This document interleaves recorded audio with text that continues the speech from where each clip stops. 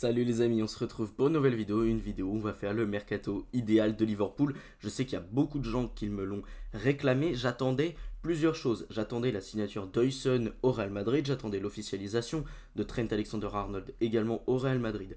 Pourquoi j'attendais ça? Parce que déjà Alexander-Arnold, ça fait qu'on ne peut plus se baser sur lui dans notre projet, et ça veut également dire que Dean Huijsen, que je comptais recruter à l'origine, ce n'est pas faisable, parce que pour moi il te faut absolument un défenseur central pour compléter ton roster, mais ça je vous l'expliquerai un petit peu plus tard.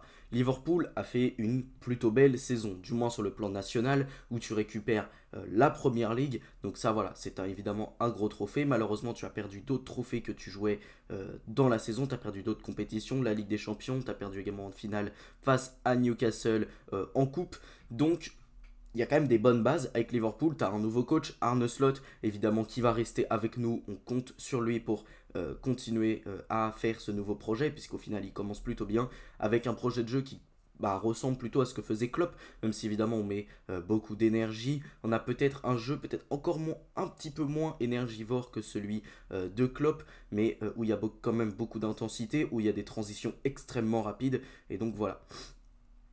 On a une nouvelle équipe, on va essayer de créer une nouvelle équipe, puisque je rappelle que l'été dernier, tu n'as recruté qu'un seul joueur qui est dans ton effectif, Federico Chiesa, qui est une catastrophe nucléaire, et tu as recruté Mamardashvili, qui a été aussitôt reprêté à Valence, mais qui devrait revenir.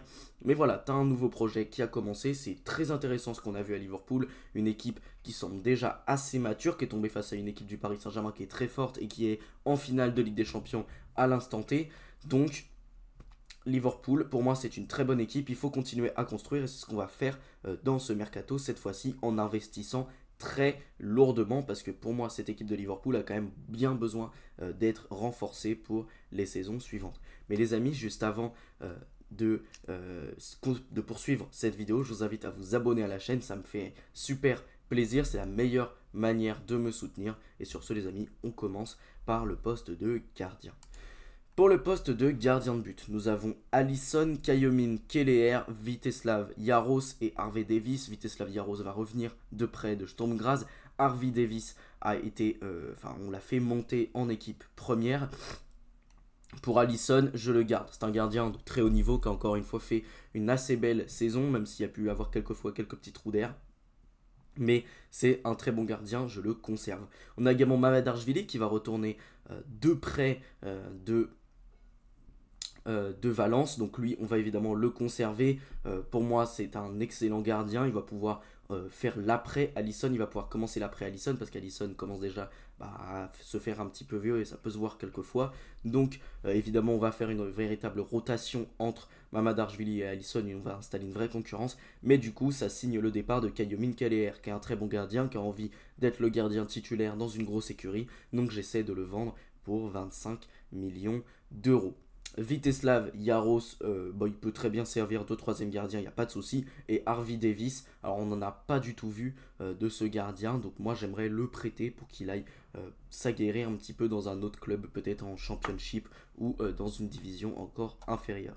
Donc sur le poste de gardien, on ne change pas grand chose, on garde Alisson et Mamardashvili. D'ailleurs, je considère Mamardashvili comme un numéro 2 à l'instant T, puisqu'on ne sait pas encore quel est le niveau réel de ce gardien. Alors, on le connaît évidemment à Valence, c'est un excellent joueur, mais on ne sait pas s'il saura s'imposer à Liverpool. Donc, je le considère comme un numéro 2 à l'instant T, parce qu'Alisson a évidemment un statut énorme à Liverpool, mais on verra si Mamardashvili ne s'impose pas à long terme, et je pense que c'est ce qui devrait se passer, car on connaît évidemment la qualité de ce gardien. Pour les postes défensifs, alors nous allons nous attaquer au poste d'arrière gauche en premier. Nous avons Konstantinos Tsimikas et Andrew Robertson. Liverpool est déjà sur Miloš Kerkez, parce qu'on a vu que Robertson avait des trous d'air cette saison, que Konstantinos Tsimikas n'était pas forcément une doublure exceptionnelle, ou du moins n'était pas un latéral gauche qui prétend à jouer dans une équipe d'un aussi haut niveau que Liverpool. Et Andy Robertson commence à se faire un petit peu vieux, donc je prends Miloš Kerkez. J'ai vu le prix, apparemment ce serait 53 millions d'euros, c'est très cher, mais pour moi c'est pas mal du tout. Alors vous allez voir qu'on va quand même se baser quelquefois sur les rumeurs de transfert. Il faut que ce soit un petit peu logique, un petit peu réaliste, mais surtout pour moi, Milos Kerkez, c'était un des meilleurs profils que tu pouvais aller chercher. Je vous avoue que si j'avais pas Milos Kerkez, j'aurais pensé à Lewis Hall, qui est également un très bon latéral gauche qui évolue en première ligue. Donc voilà, un petit peu pour vous parler de mes choix, mais je reste sur Milos Kerkez. 53 millions d'euros, c'est très bien, et je vends Konstantinos Tsimikas et je garde Robertson dans la rotation. C'est un joueur qui a de l'expérience, même s'il est moins bon que il y a plusieurs saisons. C'est un joueur qui a de l'expérience, qui pourra l'apporter dans l'effectif, donc je le conserve et je vends Konstantinos Tsimikas pour 20 millions d'euros, ce qui est sa valeur marchande sur Transfermarkt. Mais du coup, je considère Milos Kerkez comme un titulaire dans mon roster de défenseur gauche. Pour le poste de latéral droit, bon bah Liverpool a déjà recruté et attend la visite médicale de Jeremy Frimpong au moment où je vous tourne cette vidéo. Trent Alexander-Arnold est parti gratuitement et tu as toujours Connor Bradley. Donc pour moi ton roster de défenseur droit il est complet. Tu as Frimpong qui arrive pour 35 millions d'euros. Oui, 35 millions d'euros, c'est un braquage. Il y avait une clause libératoire de ce que j'ai compris à hauteur de 35 millions d'euros. C'est un véritable braquage. Et donc Frimpong arrive à 35 millions d'euros, joueur exceptionnel qui pourrait parfaitement fonctionner dans ce système d'Arne Slot, tout comme Milos Kerkez, des latéraux extrêmement offensifs qui apportent beaucoup de vent, qui apportent beaucoup de verticalité, beaucoup de vitesse, beaucoup de puissance, notamment pour Milos Kerkez, des joueurs qui sont techniquement très habiles. Frimpong est également un excellent centreur, un joueur qui peut marquer pas mal de buts, donc moi ça me plaît beaucoup. Et puis défensivement je trouve que Frimpong est quand même un peu meilleur que Trent Alexander-Arnold, et Kerkez avec sa puissance et sa vitesse saura combler les trous qu'il pourrait potentiellement laisser derrière lui. Donc voilà pour ce qui est de ce poste d'arrière droit. Et tu as toujours le petit Bradley qui est un jeune joueur qui malheureusement a été blessé quelques fois, mais qui est un jeune joueur très performant et qui peut pour moi totalement rentrer dans une véritable concurrence avec Frimpong. Aujourd'hui il coûte 25 millions d'euros, mais je suis persuadé qu'à l'avenir il pourrait coûter bien plus cher parce que j'aime beaucoup ce joueur et je pense qu'il peut s'imposer peut-être à long terme si Frimpong ne reste pas ou s'il y a des blessés. Moi je pense que Bradley est vraiment un très très bon joueur, un joueur très solide qui défensivement a beaucoup montré et qui offensivement a également une qualité de centre plutôt pas mal, un joueur qui est plutôt bon également offensivement, donc je le conserve. Donc nous passons aux défenseurs centraux, et pour ce roster de défenseurs centraux, je rappelle les joueurs qui sont prêtés et qui vont revenir de près avant de m'attaquer à ce poste qui peut être un petit peu compliqué à gérer du côté de Liverpool, parce qu'au final tu n'as que 4 joueurs dans ton roster de titulaires actuellement. Mais du coup tu as le retour de Nat Phillips et de Rhys Williams qui reviennent tous les deux de près. J'aimerais tous les deux les vendre à hauteur de 5 millions d'euros. Je pense qu'on peut vendre les deux joueurs, donc 5 millions pour Phillips, 5 millions pour Williams. Je pense de toute façon qu'ils n'ont pas un grand avenir au club, donc j'aimerais m'en séparer. D'ailleurs j'ai oublié qu'il y avait le petit Calvin Ramsey qui revenait de près, lui aussi j'aimerais le vendre. Je pense pas qu'il ait il a un gros avenir du côté de Liverpool. T'as pris Frimpong, t'as pris également le petit Connor Bradley, donc je pense qu'il n'a pas d'avenir sur ce côté, sur ce poste de latéral droit, donc je le vends également pour 5 millions d'euros.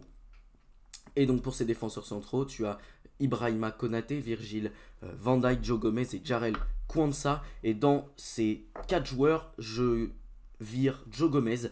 Alors Joe Gomez, je le trouve pas fondamentalement mauvais, même si c'est clairement pas un défenseur d'extrêmement haut niveau, et s'il avait été s'il avait été titulaire dans cette charnière centrale de Liverpool, ça aurait fait un petit peu tâche et j'aurais recruté directement un titulaire. Mais il est pas mauvais du tout. Mais en même temps, c'est pas non plus un joueur d'extrêmement haut niveau. Ça fait très longtemps qu'il est là-bas. Son contrat expire en 2027. J'aimerais m'en séparer à hauteur de 25 millions d'euros, comme sa valeur marchande est inscrite sur Transfermarkt.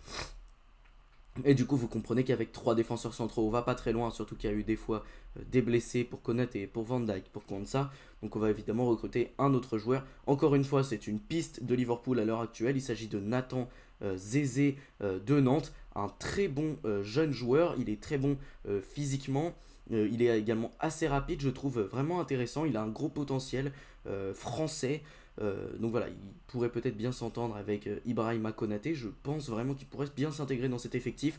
Un joueur qui pourrait plaire à Arne Slot, qui est pas mauvais à la relance.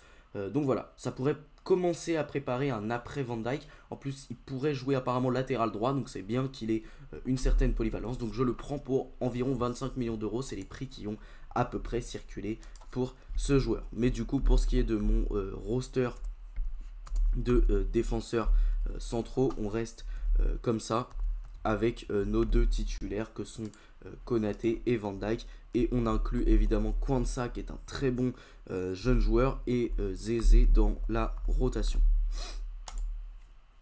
Donc voilà pour ce qui est des postes défensifs.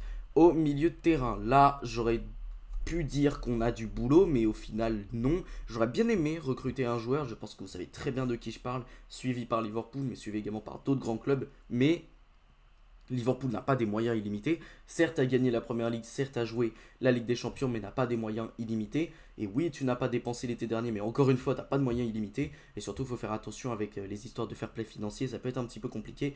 Donc, je ne recrute pas au milieu de terrain, mais je fais une seule vente. Pour ce qui est des autres joueurs, bah, je les conserve. Je trouve que c'est globalement des bons joueurs. Donc, alors, il y a Bajcetic qui revient de prêt. Lui, je le reprête aussitôt.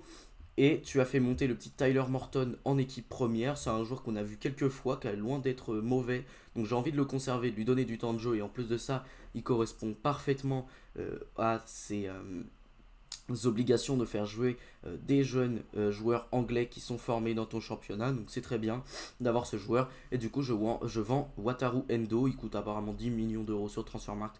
J'espère en tirer 10 millions d'euros. C'est pas un mauvais joueur, mais au moins ça me permet de dégager un petit peu d'argent pour financer les autres transferts. Et pour ce qui est des autres joueurs, de Gravenberch, McAllister notamment, je les conserve.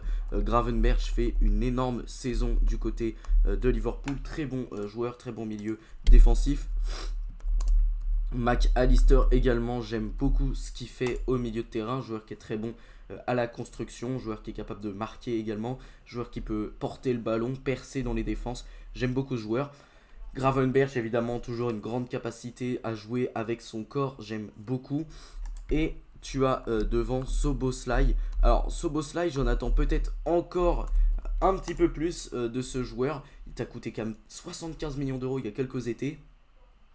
Mais je trouve qu'avec Arne Slot, il a encore progressé par rapport à sa première saison. C'est un joueur qui presse beaucoup, c'est un joueur qui a une grande qualité technique, c'est un joueur qui marque pas mal de buts, même s'il y a quelques fois où il se retrouve devant la cage et il manque. Mais globalement, ça m'a l'air d'être un joueur très intéressant et j'ai envie de lui donner de la continuité. Et si ça ne convient pas, bah, tu iras chercher un numéro 10, peut-être encore meilleur. Mais moi, j'ai envie de continuer, de lui laisser sa chance. Tu as également le petit Curtis Jones qui a souvent dépanné au poste de Szoboszlai, mais puis qui peut également dépanner au poste de McAllister, ça me choque pas du tout. Tu as Harvey Elliott également qui peut jouer au milieu de terrain, donc on peut le considérer comme dans nos milieux de terrain. Donc je l'intègre ici. Évidemment, c'est un joueur plutôt bon et je pense qu'il pourrait dépanner sur le poste d'ailier droit, sur le poste de milieu offensif également. Et tu as Ryan Gravenberch, de qui je vais doubler le poste avec le petit Tyler Morton, qui est un plutôt bon joueur que j'ai envie de conserver dans la rotation. Et pour ce qui est des attaquants, là on a du boulot, puisqu'on a Luis Diaz qui pourrait partir cet été. Moi personnellement j'aimerais le conserver. Là il coûte 85 millions d'euros sur Transfermarkt. J'en attends à peu près le même montant. C'est un joueur qui peut jouer avant-centre, ailier gauche, qui a été excellent cette saison, qui a marqué des buts, qui a délivré des passes décisives, qui a apporté énormément dans le jeu de Liverpool, qui est très dépendant de Mohamed Salah. Moi je trouve que Luis Diaz a apporté un bon rôle dans cette équipe. Au poste d'avant-centre, on a vu qu'il était capable de presser, de mettre énormément d'énergie. Donc ça évidemment c'est très important quand tu as un ailier droit comme Mohamed Salah qui ne presse pas beaucoup, qui ne fait pas beaucoup d'efforts défensifs. C'est bien d'avoir ce genre de joueur. Tu as un Cody Gakpo également qui a fait une très grosse saison. Donc sur ce poste là, d'ailier gauche, vous avez compris que je ne recrute pas. Je compte sur Gakpo et sur Luis Diaz pour continuer à faire de très belles saisons à Liverpool. J'ai adoré ce qu'ils ont fait cette saison. Sur le poste d'ailier droit, bah, tu as prolongé Mohamed Salah, donc c'est très bien. J'aurais fait la même chose. Mais moi, je veux un véritable ailier droit pour commencer à préparer l'après Mohamed Salah, parce que pour moi Harvey Elliott est bon, mais c'est pas un véritable ailier droit. Et Harvey Elliott, c'est un peu comme Jones, je le considère comme un milieu de terrain. Donc ça là, moi j'ai envie de doubler le poste avec Johan Bakayoko du PSV Eindhoven qui a performé en plus contre Liverpool, qui est un excellent joueur, un très bon joueur de percussion, qui a également, qui est un ailier droit gaucher, donc ça correspond au profil de Mohamed Salah, qui a un excellent dribbleur, qui est un joueur très rapide, qui marque pas mal de buts, donc je pense qu'il pourrait parfaitement s'intégrer dans cette équipe, et c'est pour ça que je fais partir Chiesa, qui est pour moi un énorme flop du côté de Liverpool. J'essaie d'en tirer 10 millions d'euros, le vendre à Com. Apparemment, il y avait des rumeurs de transfert autour de lui à Com ou dans un autre petit club de Serie A pour qu'il essaie de se relancer. Mais pour moi, ce n'est plus possible pour Liverpool. Je pense que Chiesa n'aura jamais assez de temps de jeu. T'as également Ben Doak qui revient de prêt sur ce poste d'ailier droit. Lui aussi, j'aimerais le prêter. Il revient de prêt, donc je le reprête. C'est pas un mauvais joueur, mais je pense qu'il n'aura pas suffisamment de temps de jeu du côté de Liverpool pour briller. Donc voilà. Et sur le poste d'avant-centre, c'est simple. T'as Darwin Nunez et Diogo Jota. Les deux, je les dégage. Darwin Nunez, j'espère en tirer 40 millions d'euros. Diogo Jota, j'espère en tirer également le même montant. C'est deux joueurs qui sont pas extrêmement performants, même si Diogo Jota a fait un début de saison qui était plutôt intéressant, je trouvais. Mais franchement, il y a des problèmes à la finition, il y a beaucoup de blessures. Même s'il a une grosse polyvalence, je pense qu'il pourrait s'imposer dans d'autres clubs. Mais pour moi, Liverpool, cette période est terminée. Et Darwin Nunez, c'est juste pas le joueur qu'il faut à Liverpool. Il a trop de problèmes à la finition. Certes, il apporte beaucoup de mouvements. Certes, offensivement, il est intéressant. Mais devant la cage, c'est n'importe quoi. Il y a trop de ratés. Donc j'essaie de m'en séparer. Et sur ce poste-là, je recrute Sesko. Sesko qui est un joueur que j'aime énormément, qui coûte 65 millions d'euros sur Transfermarkt, mais je pense que tu t'en tireras à 80 millions d'euros. Et pourquoi je prends Sesko? Parce que je sais qu'il y a des Gyökeres qui sont peut-être moins chers, mais pour moi Sesko c'est vraiment le profil parfait pour Liverpool. Quand il y a beaucoup d'espace à exploiter, quand tu as besoin d'un joueur extrêmement rapide, qui peut être puissant, et qui a une très bonne qualité balle au pied, qui a une bonne qualité technique, qui est un joueur qui peut marquer dans beaucoup de positions. Moi j'aime beaucoup ce joueur, il a joué quelques fois en Ligue des Champions avec Leipzig. Moi je pense que c'est un joueur très intéressant et qui pourrait beaucoup plaire à Arne Slot, qui veut apporter beaucoup de verticalité et beaucoup de transition dans son équipe. Sesko c'est typiquement le bon profil. En plus tu as Diaz qui peut dépanner à ce poste de numéro 9. Donc voilà, je trouve que c'est parfait. Et sur le poste d'avant-centre, bah t'es complet puisqu'au final t'as Diaz, t'as Sesko. Sur le côté gauche, si t'as une blessure de Sesko, bah t'as toujours Gakpo qui peut très bien faire le boulot. T'as Bakayoko qui peut dépanner à gauche également. Donc voilà, pour moi sur ces postes offensifs t'es plutôt bien. Et je trouve que ce mercato de Liverpool est intéressant. Maintenant s'il te reste un petit peu de fond, bah tu peux prendre Baleba. C'est vrai que Elliott c'est un joueur que j'aime beaucoup. Et Jones également c'est un joueur que je trouve intéressant. Mais si tu as envie d'un profil plus défensif, plus costaud, bah si tu veux vendre Jones pour prendre Baleba, ça ne me choque pas. Donc je vous propose cette version de cette équipe. Mais si elle ne vous convient pas, évidemment, moi je propose de vendre Jones, qui est peut-être le joueur le moins performant de tout ce roster de milieu de terrain, hormis Morton, qui est un très jeune joueur. Je propose de vendre Jones.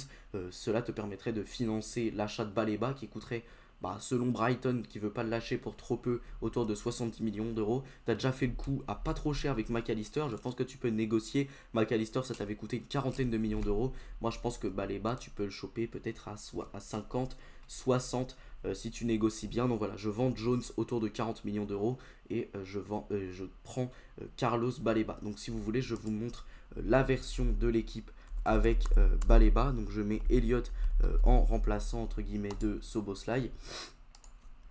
Et du coup sur le milieu de terrain, je prends le petit Baleba à 70 millions d'euros. Mais ça voilà, on va dire que c'est la version 2 de cette équipe.